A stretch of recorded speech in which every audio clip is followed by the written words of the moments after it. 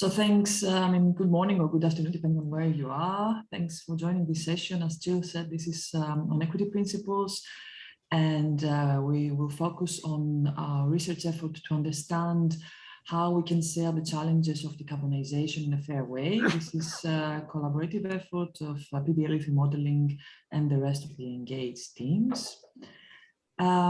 So first, to discuss the approaches with which we can achieve the decarbonization pathways in terms of allocating the effort to different regions and countries.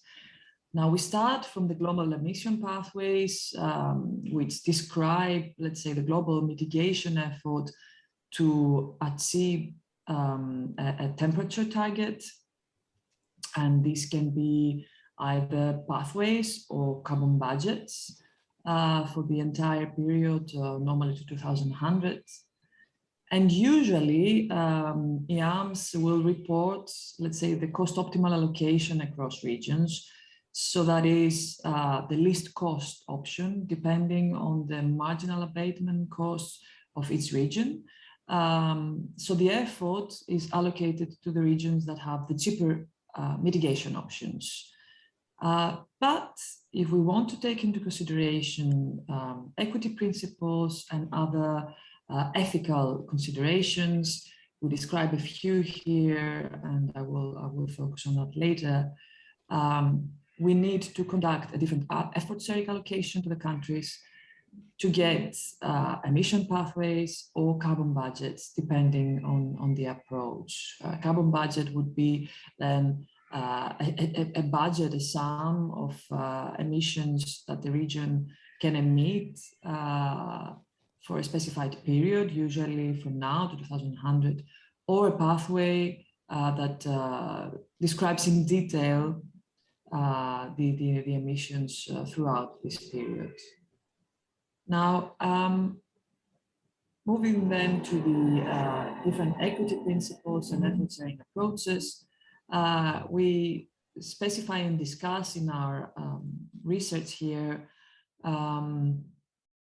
these different principles: responsibility, which is also based on historical responsibility, actually, the capability or the need, based also on the capacity of a region to perform the transition, equality, sovereignty, and cost effectiveness. Now, these principles are driven by different characteristics. So population drives mainly the equality approach, but also close to the responsibility. So we have here three different methods that we assess: the equal cumulative per capita emissions, the immediate equal per capita emissions, and the per capita convergence, which are driven by population projections or current population data.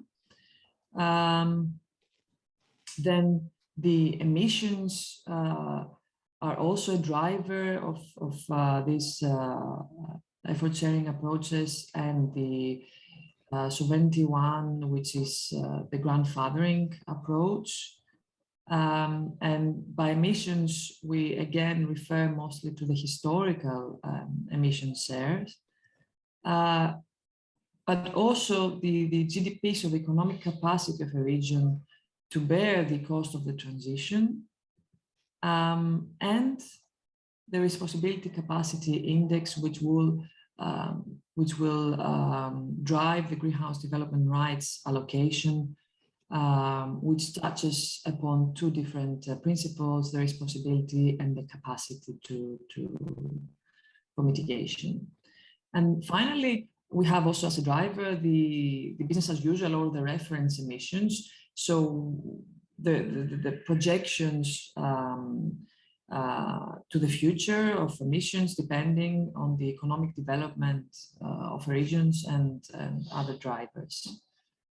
Now, cost effectiveness, as I said before, is the cost optimal solution, which could by itself be an equity principle approach in the sense that it achieves least cost, but it does not address explicitly all the other considerations like the responsibility, equality, etc. So here we present the work that was done in a previous project in City Links. This is published work, and we can see that some examples from the different effort sharing approaches. Now, we don't want to get into detail here, but the main idea is to understand that the different principles can result in very different budgets. Now, the yellow one is the reference, let's say, carbon budget. The cost optimal is the red one, and then the rest are different effort sharing schemes. And the differences can both be found in let's say, developed or emerging economies. So these are found throughout all the regions and countries that we have analyzed. And in the majority of the cases, we see that high-income countries, based on the cost optimal allocation, would have to have a lower effort, would receive higher allowances, if you like, while if we implement the effort sharing schemes, more effort needs to be done. And this is also the case, and here we present the carbon budget approach, but this is also the case for the emission pathways. Now here we have the emissions of 2030 compared to 2010. This is just to briefly show what it means to take into consideration the allocation schemes, and this has different implications for the countries. So in Engage, what we aim to do, and what our research effort has started already, is to inform the equitable mid-century strategies. So we will expand this analysis to 2050. The published work so far was focusing on 2030. And we aim to inform long-term strategies consistent with 1.5 degree and well below 2 degree global targets. With this, we would like to provide evidence for an equity-based strengthening of the NDCs, and we will expand also the geographical scope of the analysis to include other engaged countries and regions. The idea is also to bring in the input from stakeholders like you, to decide and to explore the different effort sharing schemes according to the preferences stated by stakeholders. And we will also try to explore different governance archetypes that can formulate the equity-based policy regime. And by this, we have thought of 3 different archetypes or policy schemes. The one is the domestic one, which is fairly simple in the sense that all countries would then implement the equity-based targets for 2050 and the emission trajectories described by the equity principle. And this implies a joint commitment to the mitigation action. So all countries agree that they want to achieve a global target, and then the emissions are allocated according to one common equity principle. But this requires only weak coordination among the parties in terms of governance. We then have the international scheme, where we expect to have a joint commitment again, but with a strong coordination among parties. Sorry, this I can correct this slide here. And here we will have a global implementation of the cost optimal efforts combined with the equity-based payment allocation. So we expect countries to have their effort allocation according to the least cost effort, global effort. and to their marginal abatement cost. But permit allocation, emission permit allocation, or financial transfers will be delivered according to the equity principle.